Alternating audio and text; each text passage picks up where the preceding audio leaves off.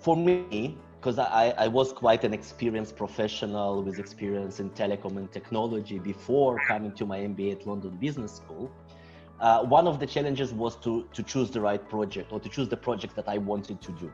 You know, I had about 8-9 years of experience before the MBA, and it was for me a bit of a shame to lose all of that experience and just continue working in a sector which, you know, first of all, I felt that I didn't have a competitive advantage in terms of knowledge, but also that I didn't see myself working for the longer term, right? So that for me was a significant challenge, and I was keen to do TMT projects, but McKinsey in London actually doesn't have a lot of TMT work. Oh, right? Can you explain what that is? Yeah. Oh, sorry. Yeah. Yes, I'm using all those terms. TMT is basically a sector in consulting or investment banking, which is translated as technology, media, and telecoms. Right, thank you.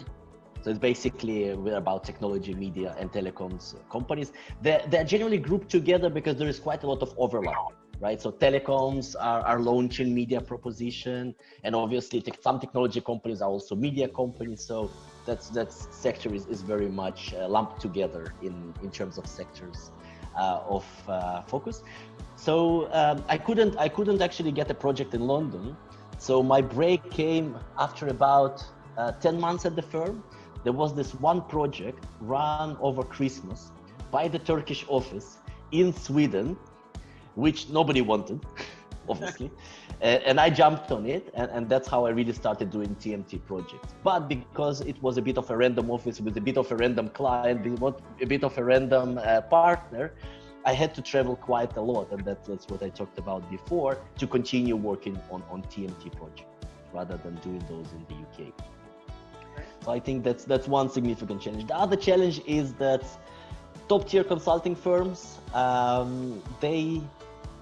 you learn the most by jumping into the water and trying to swim. Actually, sorry, let me rephrase it. You don't jump into the water, you get pushed into the water, and then they want to see if you can swim or not. So you're always outside of your comfort zone. If they see that you're getting too comfortable, you're gonna get a project which will be above your current capability, right? So if you're getting comfortable being an associate, okay, next project you're gonna be an engagement manager, right? You're gonna play engagement manager, even if you're not promoted. They always want to see you being able to do the role before they make the official promotion. So the learning curve is steep, but it's quite painful as well. Yeah. Right? Because you cannot get comfortable. Even after you get promoted, you maybe have 3-4 months where you can kind of rest a little bit and kind of do the things that you know how to do. But then again, they start continue pushing you to the next level. Yeah. That's how the firms work. Of course, I guess the other challenge, it's a little bit later on, but the other challenge is the up or out, right? There's a certain period of time when you need to be promoted to the next role.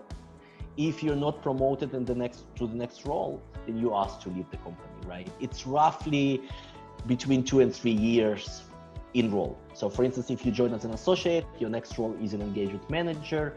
If you're not promoted within 3 years, they will nicely, even if you're doing an okay job, they will nicely ask you to leave the company.